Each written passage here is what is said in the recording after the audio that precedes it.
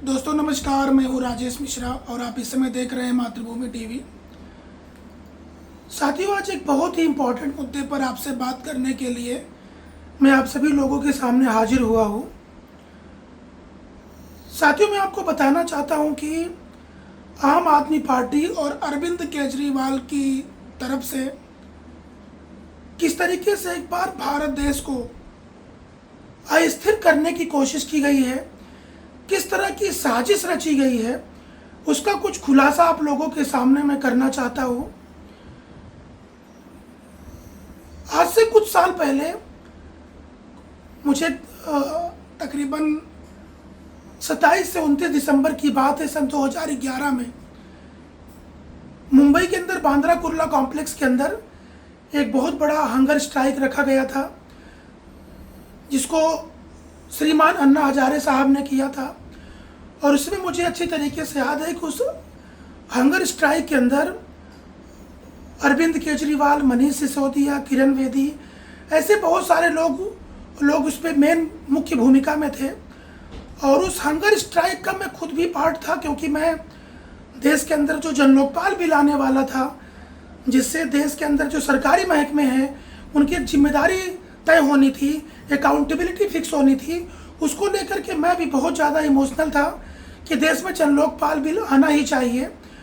और जो आम जनमानस है, जो परेशान होता है, उसको न्याय मिलना चाहिए, एक निश्चित टाइम के अंदर उसका काम पूरा होना चाहिए। अगर निश्चित समय में काम पूरा नहीं हुआ तो सरकार की और जो अधिकारी है, ऑफिसर की, किसी न किसी ऑफिसर की ये रिस्पॉन्सिबिलिटी होनी चाहिए कि आखिर इतने समय में आपका काम क्यों नहीं हुआ। ये मकसद था जन लोकपाल बिल का। तो अन्ना हजारे साहब का ये मकसद बिल्कुल सही था, लेकिन उसकी आड़ में कुछ लोगों ने अपनी राजनीतिक रोटी सेकी थी। और राजनीतिक रोटी सेकने के बाद उन लोगों ने कुछ दिनों के बाद क्या किया कि एक पॉलिटिकल पार्टी बना ली। पॉलिटिकल पार्टी के माध्यम से उन्होंने देश में क्या किया, दिल्ली के अंदर उनकी सरकार बनी, तो दिल्ली में उन्होंने क्या किया। आज पंजाब में सरकार है, तो पंजाब में वो लोग क्या कर रहे हैं, ये बहुत सारे सवाल खड़े होते हैं। अभी ये मुद्दा कहाँ से आया है कि अभी जंतर मंतर के ऊपर अभिजीत दीपके ने एक प्रोटेस्ट बुलाया और हजारों की भीड़ उसके अंदर आई, नो डाउट। मैं ये जानता हूँ कि नीट के जिन छात्रों ने एग्ज़ाम दिया था, पेपर लीक हुआ था, इससे छात्रों को भी प्रॉब्लम होती है, उनके पेरेंट्स को भी प्रॉब्लम होती है, लोगों का टाइम वेस्ट होता है, लोगों के समय के साथ खिलवाड़ होता है। आगे मेडिकल कॉलेज में एडमिशन अगर लेना है तो उसमें लोगों को दिक्कत आती है। ये सारी चीज़ें हैं और हम इस मामले में, मैं पर्सनली अपनी बात कर रहा हूँ, मैं बिल्कुल स्टूडेंट्स के साथ हूँ, उनके साथ गलत हुआ है, ये पेपर लीक नहीं होना चाहिए था। और अगर पेपर लीक हुआ है तो सरकार को तत्काल जिम्मेदारी ले लेना चाहिए थी। धर्मेंद्र प्रधान ने लेट इस्तीफा दिया, लोगों के इमोशन और सेंटीमेंट को समझना चाहिए था, इसमें कोई दो राय नहीं है। लेकिन इस प्रोटेस्ट की आड़ में जो anti social elements Jantar Mantar पर बुलाए गए, 500 हजार रुपए दे करके जिस तरीके से ऐसे लोगों को बुलाया गया, जिन लोगों ने आदरणीय प्रधानमंत्री जी को गंदी गंदी गालियां दी, वहाँ पर पुलिस के ऊपर हमला किया, लोगों ने तोड़फोड़ किया। तो साथियों, ये जो सारी चीज़ें हुई, इसके पीछे बहुत ही अंडर कवर स्टोरी है और ये साजिश लोगों के सामने हर हालत में आनी चाहिए। मैंने अन्ना हजारे साहब के अनशन का जिक्र आपसे मैंने शुरुआत में किया था। उस अनशन के बाद एक पॉलिटिकल पार्टी का जन्म हो जाता है। एक सही मुद्दे के सामने कुछ लोग उसका फ़ायदा उठा लेते हैं, एक राजनीतिक पार्टी बना लेते हैं। उसके बाद क्या क्या काम और क्या क्या कांड उन्होंने देश के अंदर किया है, इसको आप लोग अच्छी तरीके से जानते होंगे। साथियों, क्या देश में एक नई पॉलिटिकल पार्टी आने वाली है, ये भी सबसे बड़ा सवाल है। क्योंकि मैंने एक चीज़ नोटिस की कि जंतर मंतर के धरने में लोगों ने नीट के छात्रों की बात कम की। कोई बता रहा है कब मिलेगी आज़ादी, कोई किसी को गाली दे रहा है, कोई किसी धर्म को टारगेट कर रहा है, कोई किसी के मजहब को टारगेट कर रहा है, कोई ब्राह्मणों को टारगेट कर रहा है, कोई दलितों को टारगेट कर रहा है। तो इस प्रोटेस्ट के पीछे क्या है? इस प्रोटेस्ट के पीछे अरविंद केजरीवाल और आम आदमी पार्टी की बहुत गंदी सोच और एक खतरनाक साजिश इसके पीछे छुपी हुई है। क्योंकि अगर नीट के छात्रों के लिए आंदोलन था, इसमें बाकी चीजों की कोई जरूरत नहीं थी, लेकिन सारे तिलचट्टे, सारे काकरोचेस और काकरोचों के पीछे साजिश रचने वाले जितने भी लोग थे, सब लोग धीरे धीरे पर्दे के सामने आते गए, मंचों पर आते गए और उनके चेहरे से नकाब हट गया। वो लोग पहले कोशिश कर रहे थे कि सामने नहीं आना है, लेकिन लास्ट में सारे के सारे लोग सामने आ गए और उनका पूरा का पूरा एजेंडा भी सामने आ गया। साथियों, मैं आपको बताना चाहता हूं कि क्या हिंदुस्तान की संसद पर इतने लोगों का दौड़ करके जाना, संसद पर हमला करना, प्रोटेस्ट की परमिशन कहाँ मिली थी? जंतर मंतर तक। लेकिन लोगों ने क्या किया कि संसद भवन तक लोगों ने दौड़ लगाई और आक्रामकता की, अराजकता फैलाने की कोशिश की। जंतर मंतर की जो जगह थी, वो जगह थी प्रोटेस्ट करने के लिए। देश का मुद्दा उठाओ, अपनी बातें करो, लोगों के साथ गलत हुआ है, लेकिन ये जो अरविंद केजरीवाल की जो पुरानी सोच है, अब इनकी जो फेस वैल्यू है पूरी तरीके से खत्म हो चुकी है। इसलिए इन लोगों ने अभिजीत दीप के सीधे अमेरिका से इंडिया आता है, एयरपोर्ट पे लैंड करता है, उसके बाद सीधे वहाँ पर पहुँच जाता है। आप मुझे बताइए, क्या आप अगर कोई एनजीओ चलाते हैं, कोई संस्था चलाते हैं या कोई सामाजिक कार्य करता है, तो आप मुझे बताइए, क्या ये चीज़ एक दिन में ऐसी पॉसिबल है कि कोई बंदा आए और हजारों की भीड़ इस तरीके से आए? मैंने 2011 के अंदर जो नवंबर दिसंबर में हुआ था MMRDA ground Bandra Kurla complex में, वहाँ पर मैं भी भीड़ के बीच में मंच के सामने बैठा था। एक चीज़ मैं देखा था कि एक बुजुर्ग आदमी, अन्ना हजारे, वो बंदा भूख के मारे तड़प रहा था। लगातार अनलिमिटेड डेज के लिए हंगर स्ट्राइक रखा था और नीचे ये जितने लोग हैं, ये कोई चाइनीज खा रहा है, कोई मसाला डोसा खा रहा है, कोई अलग अलग प्रकार के पकवान मंगा के खा रहा है। और ये लोग उसके दौरान वहाँ से कारों से चले जाते थे, बड़े बड़े होटलों में खाना खा के आते थे, उसके बाद अन्ना हजारे के बगल में बैठ के वही बिलाप, वही रोना धोना शुरू कर देते थे। यानी एक बुजुर्ग आदमी अपनी जान देने की नौबत में था, उनकी तबीयत खराब थी, तबीयत नहीं सही थी, और ये लोग दबा के खाना खा रहे थे। और वहाँ पे जो पब्लिक बैठी थी, उसे पीने के लिए पानी भी नहीं मिल रहा था, लोग परेशान थे। तो इन लोगों का जो पुराना स्टैंडर्ड है, ऐसे ही है कि एक बंदे को अनशन पे बिठा, जैसे अभी देखिए जंतर मंतर पे सोनम वांगचुक को बिठा दिया। सोनम वांगचुक बिना खाना पीना खाए तबीयत उनकी खराब होती जा रही थी। डॉक्टर रिपोर्ट दे रहे थे कि भाई इनकी तबीयत खराब होती जा रही है, लेकिन ये काकरोचेस क्या कर रहे थे? ये सब दबा के पी रहे थे, खा रहे थे, गंदी गंदी गालियां दे रहे थे, अपना अपना एजेंडा सेट कर रहे थे। और एक आदमी अपनी, उसकी जान जाने की कंडीशन थी, मगर उसका ध्यान नहीं था। अंत में सोनम वांगचुक को ये बात बोलनी पड़ी कि भाई मेरे अनशन में आप लोग इस तरह की अराजकता मत फैलाइए, अनशन को अनशन रहने दीजिए, अपना सोशल एजेंडा इसके सामने मत लाइए। ये नीट का प्रोटेस्ट है, तो नीट के प्रोटेस्ट में सिर्फ नीट की बात होनी चाहिए, छात्रों की बात होनी चाहिए। मैं आपको एक गारंटी देता हूं, इस नीट के प्रोटेस्ट में 100 छात्र भी आप नहीं दिखा सकते, क्योंकि उनका 21 जून को वापस एग्जाम हो गया। लोग अपने मेडिकल के एडमिशन के लिए आगे तैयारी करने लगे, किस कॉलेज में मेरा नंबर आएगा, मुझे कहाँ एडमिशन लेना है, उसके लिए लोग तैयारी करने लगे। लेकिन इन लोगों ने नीट की आड़ में पूरे देश को धोखा दिया है।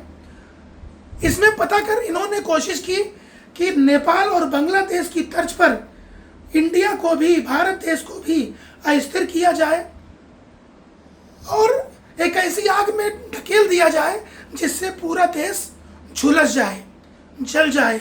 इसकी पूरी कोशिश लोगों ने की। वरना पुलिस के ऊपर कभी कोई हमला करता है क्या? सीआरपीएफ के ऊपर कोई हमला करता है क्या? पैरामिलिट्री फोर्स के ऊपर कोई हमला करता है क्या? प्रधानमंत्री को कोई गंदी गंदी गाली देता है क्या? ये सारी चीज़ें जब कोई सोशल मीडिया पे कोई बात आती है, उस समय पूरी दुनिया सोशल मीडिया पे चीज़ों को देखती है कि हिंदुस्तान में क्या चल रहा है। क्या इन लोगों को, आम आदमी पार्टी को ये समझ में नहीं आता? ऐसा करने से देश की जो इमेज है पूरी दुनिया के अंदर, वो किस तरीके से बनेगी? क्या हमारी इमेज पूरी दुनिया में खराब नहीं होगी? प्रोटेस्ट को शांतिपूर्ण करने की बात की गई थी। आखिर ऐसी क्या बात थी कि लास्ट में लोगों को इस तरीके से आक्रामक तरीके से तोड़फोड़ और कानून को हाथ में लेना पड़ा? ऐसा नहीं लेना चाहिए। सरकार पूरी तरीके से कोशिश कर रही थी कि लोगों को समझाया जाए कि भाई इसमें कार्रवाई की जाएगी, और जिन लोगों ने नीट का पेपर लीक किया था वो सारे लोग जेल की सलाखों के पीछे गए, उनको कड़ी से कड़ी सजा मिली। साथियों, ये सोचना पड़ेगा लोगों को, हिंदुस्तान के अपने देश के लोगों को ये समझना पड़ेगा। इस तरीके से टुच्ची मुच्ची जो पॉलिटिकल पार्टियां हैं, जो लोग खाली खुद की सरकार बनाने के लिए आपके बच्चों को तो अराजकता की आग में ढकेल देते हैं। इनके खुद के बच्चे विदेशों में पढ़ रहे हैं। क्या केजरीवाल बताएंगे उनके बच्चे उस अनशन में कहाँ थे, या बाकी लोग ये बताएंगे कि अनशन में वो लोग कहाँ थे? वो लोग घर में मस्त एसी में सो रहे थे, लेकिन एक जो आम जनमानस है देश का, वो वहाँ पे जाके प्रोटेस्ट कर रहा था, हुड़दंग फैला रहा था, कानून को हाथ में ले रहा था। और वहाँ पे स्टूडेंट की संख्या बिल्कुल बहुत कम थी। बाकी सारे लोगों को, किसी को बंगाल से, किसी को मुंबई से, किसी को यूपी से, किसी को बिहार से बुला करके, जो ये भी नहीं बता पा रहे थे कि, मैंने बहुत सारे वीडियो के विजुअल देखे, कोई ये नहीं बता पा रहा था अगर वो बीए किया है तो कौन से सब्जेक्ट से बीए किया है। पत्रकारों के सवाल पर लोग पीछे हट गए, एक भी सवाल का जवाब नहीं दे पाए, कोई अपना सब्जेक्ट नहीं बता पा रहा था। लास्ट में उनकी पोल खुल जाती थी, कोई स्टूडेंट नहीं है, वो एक राजनीतिक कार्यकर्ता है। तो आज अपने पूरे हिंदुस्तान के सभी लोगों को समझना होगा कि ये लोग लोगों को सिर्फ इस्तेमाल करते हैं, इमोशनली ब्लैकमेल करते हैं, आपके बच्चों को दंगे की आग में, प्रोटेस्ट की आड़ में ढकेल देते हैं। देखो, प्रोटेस्ट करना गलत नहीं है, अपनी आवाज़ तो उठानी पड़ेगी, प्रोटेस्ट बिल्कुल सही है। धर्मेंद्र प्रधान को अपनी जिम्मेदारी पहले ही ले लेनी चाहिए थी और लोगों को समझाना था कि भाई मैं आप लोगों के साथ खड़ा हूँ। बाद में इस्तीफा दिया, पहले दे देना चाहिए था। स्टूडेंट की इसमें कोई गलती, उनके साथ अन्याय हुआ है, लेकिन जिस तरीके से देश को अस्थिर करने की कोशिश की गई है, इसमें अभिजीत दीपके की पूरी तरीके से जांच होनी चाहिए। और जिन लोगों ने विदेशों में मिलके या इंडिया के अंदर पर्दे के पीछे रह करके इतनी बड़ी साजिश देश के साथ रची है, चाहे पुलिस की गाड़ियां तोड़ी है, चाहे पुलिस वालों पे हमला किया है, चाहे पैरामिलिट्री फोर्स साथ हमला किया है, कुछ भी किया है, इन लोगों को तो प्रधानमंत्री जी ने माफ़ कर दिया है, लेकिन आज लोगों को समझना पड़ेगा। और ये प्रोटेस्ट खत्म होते ही 5 स्टार होटल के अंदर जाके लोगों ने पार्टी कर ली। यानी जिन 21 लोगों ने जान दी, उनके लिए इनके दिल में बिल्कुल सिंपैथी नहीं थी। ये तो सारे लोग बैठ के वहाँ पे चाइनीज़ खा रहे थे, दबा के चिकन मटन खा रहे थे, दबा के चीज़ें चल रही थी, लेकिन लोगों के साथ इनका सेंटीमेंट नहीं था। अगर सेंटीमेंट होता तो जब तक लोगों को इंसाफ नहीं मिल जाता, इनकी 2-3 मांगे पूरी नहीं हुई, तब तक लोगों ने पार्टी शुरू कर दी। और 5 स्टार होटल जैसे जगहों पर इन्होंने पार्टी की, पीछे फंडिंग करने वाले कौन लोग थे, और तमाम लोगों की जांच इसके अंदर चल रही है। तो साथियों, मेरा ये कहना है कि ये जो अरविंद केजरीवाल, मनीष सिसोदिया का जो अनशन है, ये पूरी तरीके से लोगों को इमोशनली ब्लैकमेल करते हैं, अनशन की आड़ में अपनी खुद की रोटी सेकते हैं, फिर एक बंदा तैयार करते हैं, एक पॉलिटिकल पार्टी तैयार करते हैं, एक पॉलिटिकल ऑप्शन लोगों के सामने रख देते हैं। बाकी उसके पीछे इनका पर्सनल मकसद कभी भी नहीं रहता है। मैंने अनशन के अंदर एक चीज़ और देखी, कोई लेडी है वहाँ पे गंदा कपड़ा, फटा कपड़ा पहन के चिल्ला रही है, लेकिन जब अरविंद केजरीवाल से एक प्राइवेट पार्टी में मिलती है तो फर्स्ट क्लास 10,000 की साड़ी पहन के एक अलग लुक में मिलती है। यानी कि एक कलाकार बहुत है, वहाँ पे इनको कलाकार चाहिए और रियलिटी वहाँ पे कुछ और है। यानी जिन लोगों को ये पर्सनल बेसिस पे जानते हैं, उन लोगों को जंतर मंतर पे भेजकर एक अनशन का प्रोटेस्ट वहाँ पे तैयार किया, लोगों को एक्टिंग करने के लिए बोला कि आप गरीबों की एक्टिंग करो, लेकिन जब प्राइवेट पार्टी में मिलते हैं तो लाखों करोड़ों के सिस्टम से मिलते हैं। इससे पता चलता है कि इनके पर्दे के पीछे का चेहरा और पर्दे के सामने के चेहरे में क्या फर्क है, पब्लिक के सामने ये क्या है और पब्लिक के पीछे ये क्या है। एक बोतल के पीछे एक बोतल फ्री, ये इनका दिल्ली में पॉलिसी था। सोचो, जो लोग बोलते थे कि जैसे हम सरकार में आएंगे नशा खत्म कर देंगे, आज पूरे पंजाब के अंदर लोग एमडी ड्रग्स और दुनिया भर के कोकीन, हीरोइन जो कि पाकिस्तान से आता है, उसका सेवन इतना चल रहा है। लोग नशे के मारे कितने लोगों की जान जा रही है। लेकिन बोले थे कि पंजाब में मैं फटाफट वहाँ पे सारे नशे का चीज़ ख़त्म कर दूंगा, 72 घंटे में ख़त्म कर दूंगा, 1 महीने में ख़त्म कर दूंगा। लेकिन आज हर गली में, हर मोहल्ले में शराब की दुकानें खुली हुई है, लोग चाक के पी रहे हैं, लोग नशे में मर रहे हैं। और जो एक्टिविस्ट उस पर आवाज़ उठा रहे हैं, उस पर अरविंद केजरीवाल की जो पुलिस है उसके ऊपर गलत तरीके से कार्रवाई करके उन लोगों को परेशान कर रही है। तो भाई, पहले आईने में अपनी शक्ल देखो केजरीवाल जी, कि आपके खुद के पंजाब के अंदर क्या चल रहा है। अभी जो आपके मुख्यमंत्री हैं, उन्होंने क्या किया था, इतनी सारी मीडिया में, सोशल मीडिया में चली कि जो सिख गुरु थे उनके फोटो के ऊपर उन्होंने क्या किया था, अकाल तख्त ने माफ़ी मांगने के लिए कहा कि भाई आपने जो है बहुत गलत किया है। तो इस तरह का आप लोगों का चाल चरित्र और चेहरा है। आम आदमी पार्टी का जो काम करने का तरीका है उसको मैं मेरे लेवल से पूरी तरीके से एंटी सोशल मानता हूँ। बिल्कुल बहुत ही गलत तरीका है। उन्होंने दिल्ली के लोगों को भी बरगलाया, आज पंजाब के लोगों की को भी बरगला रहे हैं। लेकिन जब मार्केट में इनका कोई फेस वैल्यू नहीं बचा, ये खुद अनशन के लायक नहीं रहे। ये तो सरकार में थे तो अनशन कर रहे थे, ये दिल्ली में सरकार में थे तो पानी के खिलाफ अनशन कर रहे थे कि पानी नहीं आ रहा है। सरकार में हो तो पानी की व्यवस्था आप खुद करो, इसमें दूसरे के ऊपर सवाल उठाने का कोई सवाल नहीं उठता। आतंकवादियों को बचाने के लिए इनकी जो मुख्यमंत्री थी वो वकील खड़ा कर रही थी कि भाई ऐसा करना चाहिए। तो ऐसे लोगों से बच के रहिए, इनके असली चेहरों को पहचानिए। और मैं अगले एपिसोड में आपको बताऊंगा कि ये जो पूरी कॉकरोच गैंग है, ये तिलचट्टों की जो पूरी गैंग है, इसके पीछे इनकी किस प्रकार की साजिश थी, किस प्रकार का आगे इनका क्या चल रहा है। इतना पैसा उसके पास अमेरिका में पढ़ने के लिए, इतना पैसा अभिजीत दीपके के पास आखिर कैसे आ रहा था, इन चीज़ों की जानकारी निकाल करके आप लोगों के सामने रखेंगे कि जिसके बाप की कमाई सिर्फ 65,000 रुपया है, वो अमेरिका में करोड़ों रुपए की फीस दे रहा था और इतने सालों से वहाँ पे रह रहा था। तो ये जो पॉलिटिकल साजिश इसके पीछे है, इसका भी एक ज़बरदस्त एनालिसिस मैं अगले वीडियो में आपके साथ जरूर करूँगा। लेकिन सबसे पहले हमारा राष्ट्र सर्वोपरि है, देश सर्वोपरि है, देश की जनता सर्वोपरि है।